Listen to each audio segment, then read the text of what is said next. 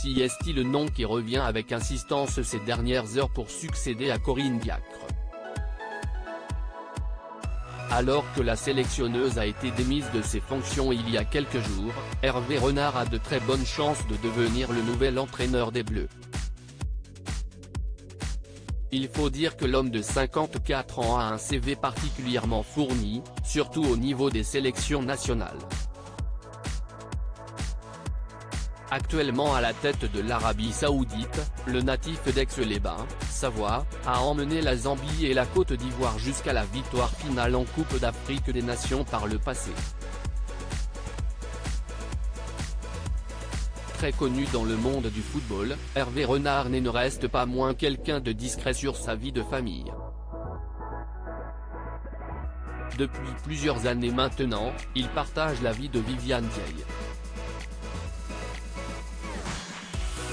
Il est également le père de 3 filles et d'un garçon de précédentes relations, et parmi ses enfants, l'une d'elles s'est faite connaître en participant à une édition de Koh-Lanta en 2018. La jeune Candice, 21 ans à l'époque, a voulu tenter de relever le défi de l'émission de survie en milieu hostile, mais rien ne s'est passé comme prévu et l'aventure a tourné au cauchemar pour la jeune fille et sa famille. Le tournage interrompu définitivement lors du 4e jour de tournage de l'émission, en pleine nuit, Candice Renard utilise le talkie-walkie de secours pour alerter la production. La fille d'Hervé Renard affirme qu'elle vient d'être victime d'une agression sexuelle de la part d'un autre aventurier. Prise en charge, la jeune femme rentre rapidement en France et le tournage de cette édition de Koh-Lanta est définitivement arrêté par la production.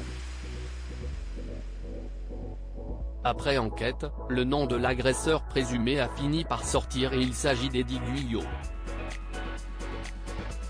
Ce dernier nie totalement les faits qui lui sont reprochés et les deux protagonistes sont restés campés sur leur position.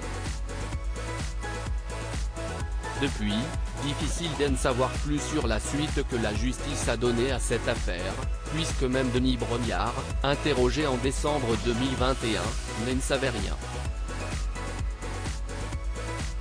Ce que je peux dire est que, compte tenu de ce que nous avions comme information sur le moment, il était important d'arrêter l'émission. Ensuite, Siesti entre les mains de la justice. Ça ne me concerne absolument plus. Je n'ai pas de contact avec Candide ni avec son supposé agresseur, avait déclaré l'animateur à l'époque.